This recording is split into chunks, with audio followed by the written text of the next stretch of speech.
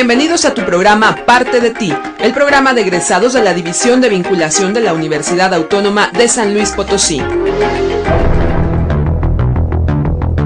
Inicia este recorrido con nosotros lleno de recuerdos y anécdotas de las que tú eres la pieza más importante.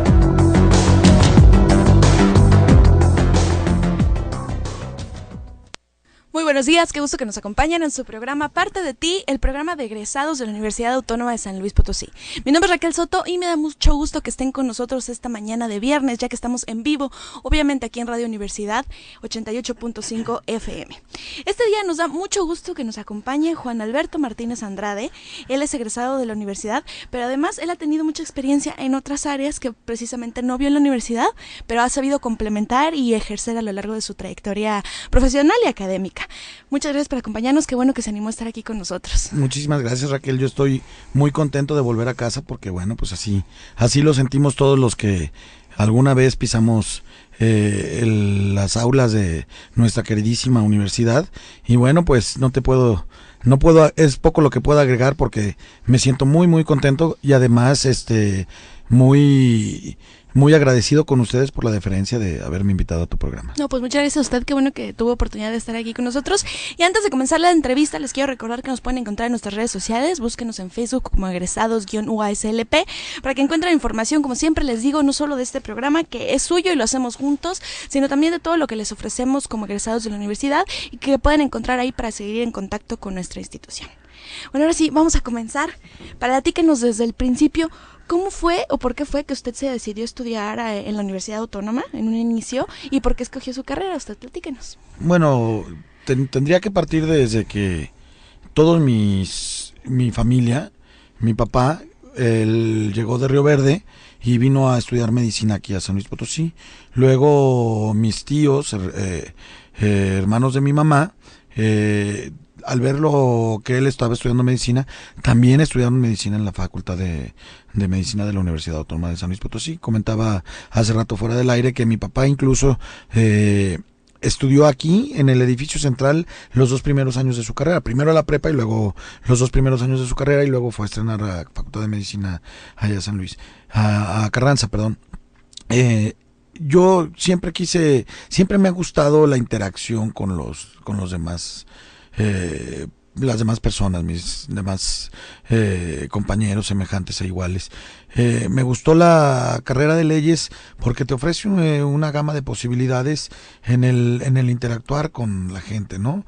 En las relaciones públicas, en defender yo siempre he dicho que una de las 2 cosas más importantes que tiene el ser humano, pues es la libertad y su salud. Y agraciadamente, bueno, pues he tenido la oportunidad de trabajar en lo que me gusta, ¿no? Y obviamente, bueno, pues mi alma mater, la Universidad Autónoma de San Luis Potosí, me dio esa posibilidad de estudiar. Yo estudié Derecho del 90 al 95 con el recuerdo de muy grandes profesores, muy queridos profesores. En aquel entonces era el director de la facultad, el doctor Aldazoro, fue mi maestro también en garantías individuales, no es cierto, en Derecho de Amparo. En garantías individuales fue el licenciado Mario García, grandes maestros que ya se fueron como el maestro Solorio, licenciado Solorio, que nos daba derecho agrario, ya murió también, el maestro Pérez Peláez, el licenciado Juan José Hernández fue mi sinodal cuando hice mi examen profesional. Entonces, bueno, pues al hablar de ello, de esos años, y recordarlo, pues no puedo dejar de sentir la nostalgia por esos días en que vivíamos un San Luis distinto, ¿no? Es hace 20 y tantos años, ya 21 años vamos a cumplir esa generación, con compañeros muy exitosos, muy amables, a pesar de que, bueno, la Facultad de Derecho siempre se caracterizó por ser una facultad en la que teníamos muchos intereses políticos, es decir, queríamos hacer muchas cosas desde distintas plataformas, de distintos grupos, ¿no? Pero siempre buscando primero el bienestar de nuestros compañeros, ¿no? Y obviamente pues va muy ligado de la mano con lo que es el estudio del derecho. ¿Por qué fue que a usted le llamó la atención el derecho, viniendo de una familia de médicos? ¿Y cómo fue esta experiencia ya estando en la facultad? Obviamente es una de las facultades pues como más, con más renombre, con más tradición. ¿Cómo fue para usted estar ahí adentro? Fíjate que la Facultad de Derecho para mí significó algo, un hito muy importante en mi vida, algo muy que recuerdo con mucho cariño. Sin embargo, bueno, pues también tengo que admitir que al devenir de los años e ir adentrándome más en el derecho, pues vi que también yo creo que se extraña lo que se tiene en casa. Y yo veía a mis tíos y a mi papá sobre todo, que platicaba muy entusiasmado de su carrera, de su profesión, ¿no? Entonces, terminé mi carrera y en algún momento platiqué con mi papá y mi mamá, que ambos ya fallecieron. Mi papá es el doctor José Guadalupe Martínez Reina, falleció el año pasado. Y siempre yo veía también cuando andaba con él que la gente con que había tenido relación, ya sea como compañeros, como alumnos, etcétera, lo trataban con mucho respeto y mucho cariño. Entonces eso me llamó a mí mucho la atención y platiqué con ellos y les pedí la oportunidad de seguir estudiando ahora medicina y me dieron esa oportunidad. Desgraciadamente pues no pude estudiar aquí en San Luis Potosí en aquel entonces y fui a buscar hacer la carrera en otra universidad. Sin embargo, tengo que decirlo porque aun cuando también le tengo gratitud a la universidad en la que estudié, que es una muy buena universidad, la Universidad Autónoma de Guadalajara, siempre tuve el reconocimiento de mis compañeros. Primero, por haber estudiado leyes en una de las mejores facultades del país, y luego también ellos reconocían la Facultad de Medicina como una excelente, si no la mejor facultad de medicina del país. No tengo empacho en decirlo. Sin embargo, también el entonces jefe de enseñanza era primo hermano de mi mamá, del Hospital Central, y tuvimos por ahí la oportunidad de hacer prácticas aquí en conjunto con la universidad en el Hospital Central. Entonces conozco muy bien el sistema también de medicina, ¿no? Es el doctor Guillermo Rodríguez Rivera que me dio la oportunidad en aquel entonces. Y luego cuando hice el examen de residencia de especialidad, curiosamente vuelvo a casa, porque la Facultad de Medicina avala el posgrado, la especialidad en medicina familiar que yo hice, 3 años de especialidad. Mucha gente cree que medicina general y medicina familiar son sinónimos, y no, es una especialidad que nos lleva 3 años de nuestra vida, ¿no? Entonces, pues gracias a Dios tuve unos muy buenos maestros también, acreditados por la Universidad Autónoma de San Luis Potosí, y bueno, pues sigo en la brega diaria por ayudar, por tratar de aportar algo desde mi trinchera en el Instituto Mexicano del Seguro Social, que en esta entidad, en San Luis Potosí, damos atención a 1,5 millones de derechohabientes aproximadamente, entre régimen ordinario, obligatorio, o sea, el que las empresas tienen que dar de alta a sus trabajadores, y en el régimen Prospera, que es el que antes era IMSS Oportunidades. Regresando a su formación ya como médico, ¿qué tan diferente? Me imagino que mucho, ¿no? De entrada, pero ¿qué tan diferente fue su formación como abogado, como licenciado en Derecho, a su formación a médico? ¿Cómo vivió estas dos partes que al final son una educación superior, pero en su caso pues son muy distintas y que usted ha encontrado la manera de complementarlas ya más adelante? Claro, fíjate que las dos carreras, gracias a Dios, tuve la oportunidad de vivirlas de una manera muy intensa. Tuve muy buenos compañeros también, te digo, en leyes, y obviamente yo creo que el estudioso del derecho busca el proteger los derechos de las personas, ¿no? Y eso es, bueno, pues algo que siempre se le ha reconocido al abogado. Yo me acuerdo cuando estábamos en formación, cuando éramos más chicos, en secundaria, en prepa, siempre se decía que los personajes más importantes en los pueblos antaño era el sacerdote, el abogado y el profesor y el médico, ¿no? Entonces, gracias a Dios tuve la oportunidad de compaginar, como bien dices, estas dos carreras.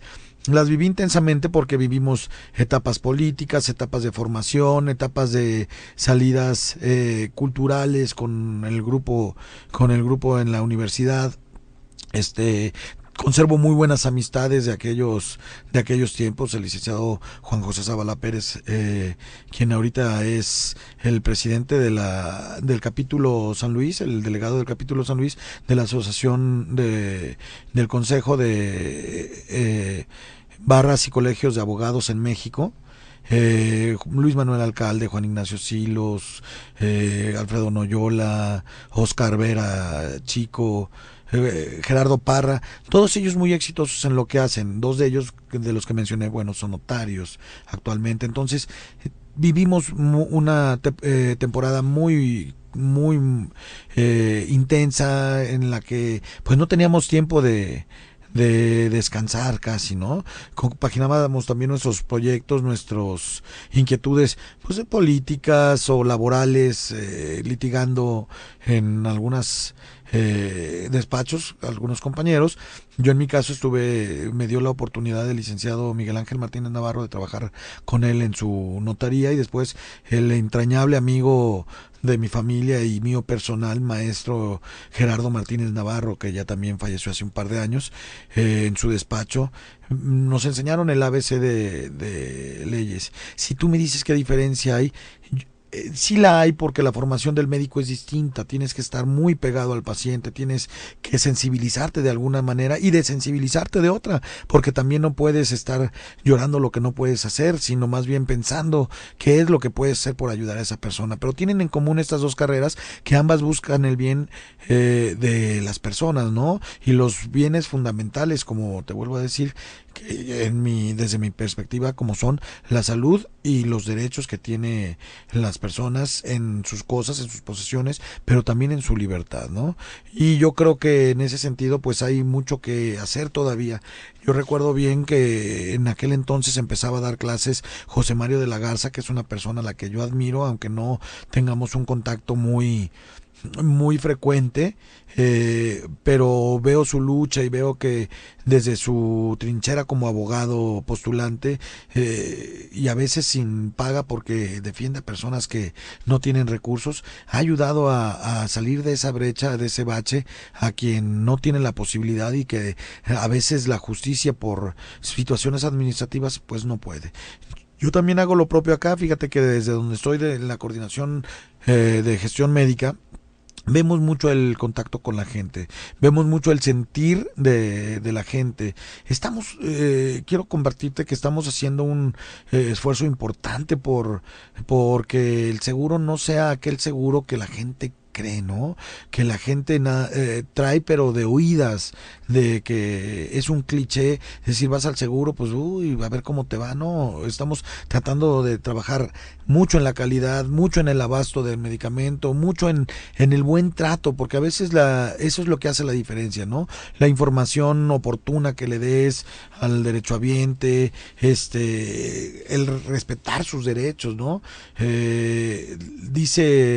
Dicen los que estudiamos de seguridad social, y en particular en el seguro social, que una de las fortalezas, en el análisis FODA, una de las fortalezas del Instituto Mexicano de Seguro Social es que todo está normado. Entonces todos sabemos lo que tenemos que hacer. A veces se nos olvida, ¿no? Y también, bueno, pues eso va para el derechohabiente. A veces también pretendemos cosas a las que no es posible por su estado clínico, por muchas cosas, ¿no?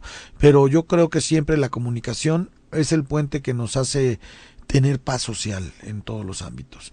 Y yo lo he visto, porque yo, de alguna manera, en el área médica, en la coordinación en la que estoy, recibimos las quejas, el sentir de los derechohabientes, y tenemos que darle seguimiento y contestación.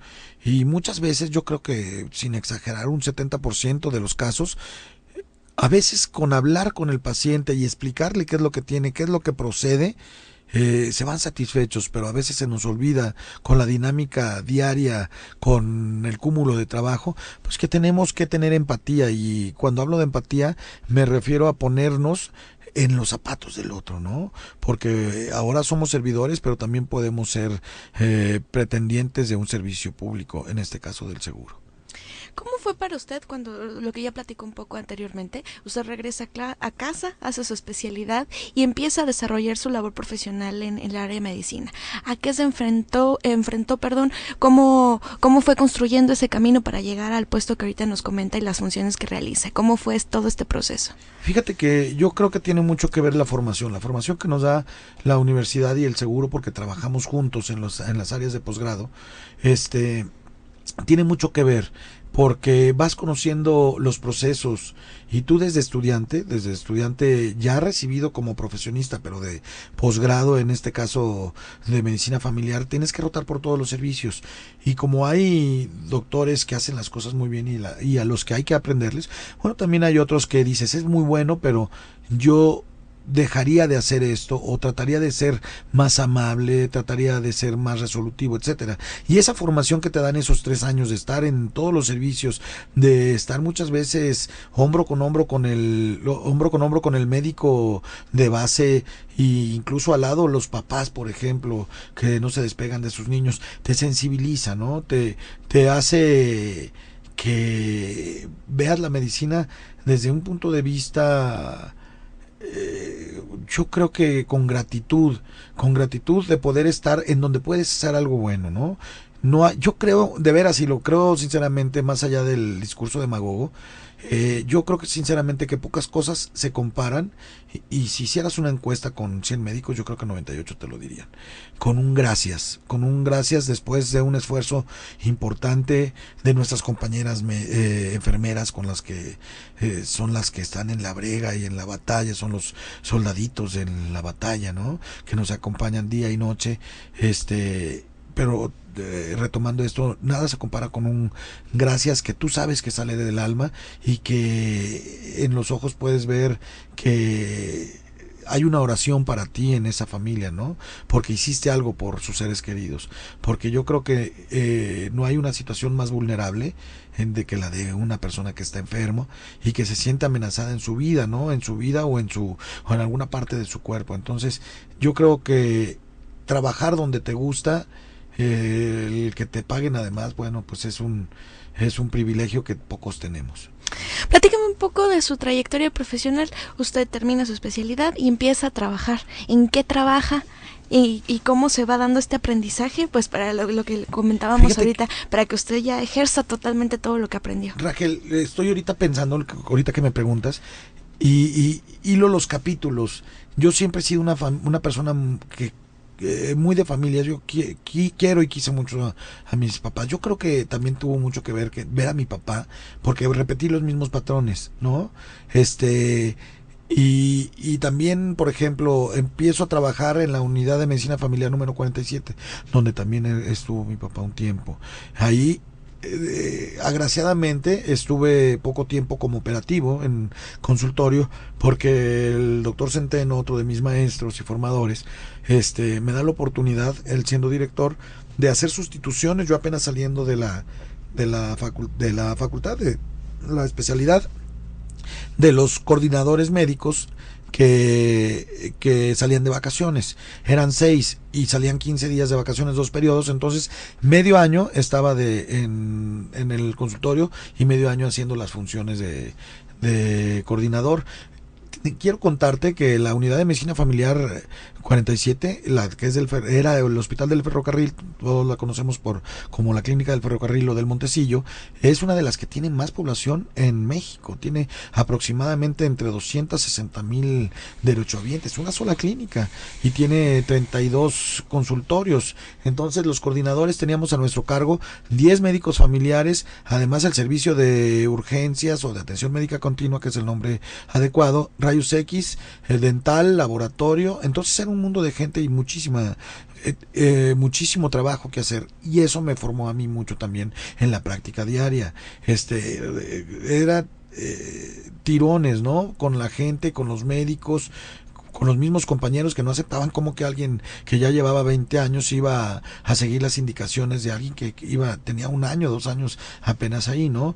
Pero afortunadamente tenemos esa posibilidad, yo le agradezco a Dios por la posibilidad de entablar conversación con la gente. Yo creo y soy un ferviente creyente de que las palabras tienen más poder que la pluma y que hacen puentes, ¿no?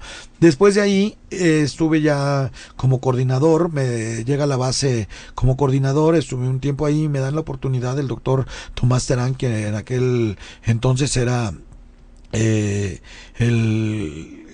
jefe delegacional de medicina familiar, me da la oportunidad de ser director en la UMF7 Morales. Ahí es mi primera dirección, estuve un año. Y luego, posteriormente, solo apenas completé, es más, ni siquiera el año, estuve 10 meses, porque entré en agosto del 2011 y en junio del 12, el doctor Marcelo Elías Castro Cortés, que era coordinador de gestión médica en aquel entonces, me invita a ser su coordinador auxiliar.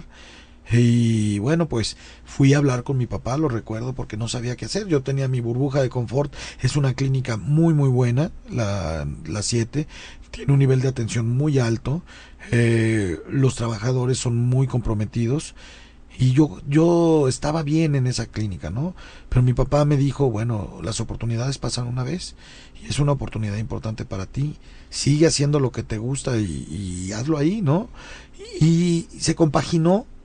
Agraciadamente, yo creo que también porque, bueno, mis jefes, el doctor Marcelo Castro, que ya está jubilado, y el doctor Ortiz Nesme, quien es actualmente el jefe de prestaciones médicas, al saber que era abogado, también vieron que tenía que ver mucho con la atención, con la posibilidad de ver las quejas, etcétera, y me pusieron en ese lugar en el que estoy y que me ha gustado mucho porque, bueno, a veces no es lo amable que uno quisiera, ¿verdad? Porque tienes que definir si es procedente o no es procedente alguna queja o alguna solicitud, pero siempre tratamos de hacerlo con base en la normativa y en la justicia, ponderando siempre el quehacer médico, pero también las inquietudes y los temores de la población que nos lo pide, ¿no? Claro, siempre en el marco de la posibilidad institucional, es decir, que no transgredamos alguna ley. Esa es la base. Y bueno, pues nos ha ido bien, ya tenemos 3 años ahí, he visto pasar un par de